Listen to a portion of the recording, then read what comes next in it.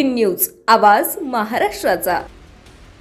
तब्बल 9 वर्षानंतर पिंपरी चिंचवड महानगरपालिकेच्या निवडणुका पार पडल्या असून या निवडणुकीत भारतीय जनता पक्षाने 84 जागा जिंकत एका हाती सत्ता मिळवली आहे। भाजपच्या पाठोपाठ राष्ट्रवादी काँग्रेस पार्टी, अजित पवार गट 37 जागांसह प्रमुख विरोधी पक्ष ठरला आहे।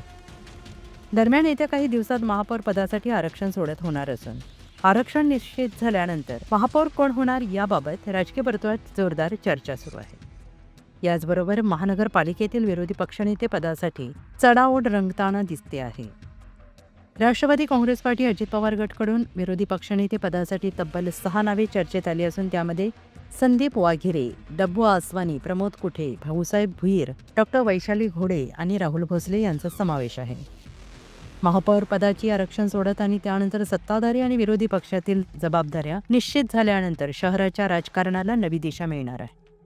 विरोधी पक्षनेतेपदी कोणाची निवड होते याकडे आता सगळ्यांचे लक्ष लागून राहिले आहे।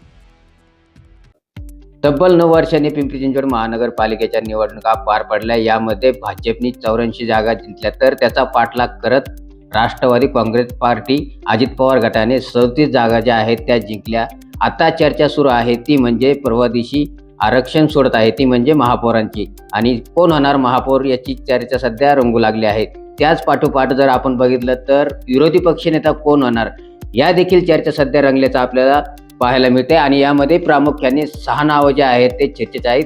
ते म्हणजे चर्चेत असलेले नाव म्हणजेच संदीप वाघेरे, त्याचबरोबर डब्बू आसवानी, त्याचबरोबर राहुल भोसले, डॉक्टर वैशाली घोडेकर, प्रमोद कुटे आणि भाऊसाहेब भोईर या नावाची चर्चा जी आहे ती विरोधी पक्षनेते पदासाठी असल्याचं चित्र या ठिकाणी पाहायला मिळते। आणि एकंदरीत आपण जर बघितलं तर परवा महापौरांची सोडत झाल्याच्या नंतर त्यानंतर कोण विरोधी पक्षनेतेपदी बसेल याकडे सर्वांचं लक्ष असणार आहे। आणि काही दिवसातच विरोधी पक्षनेते कोण असणार, महापौर कोण असणार, स्थायी समिती चेअरमन कोण असणार हे चित्र जे आहे ते स्पष्ट होईल।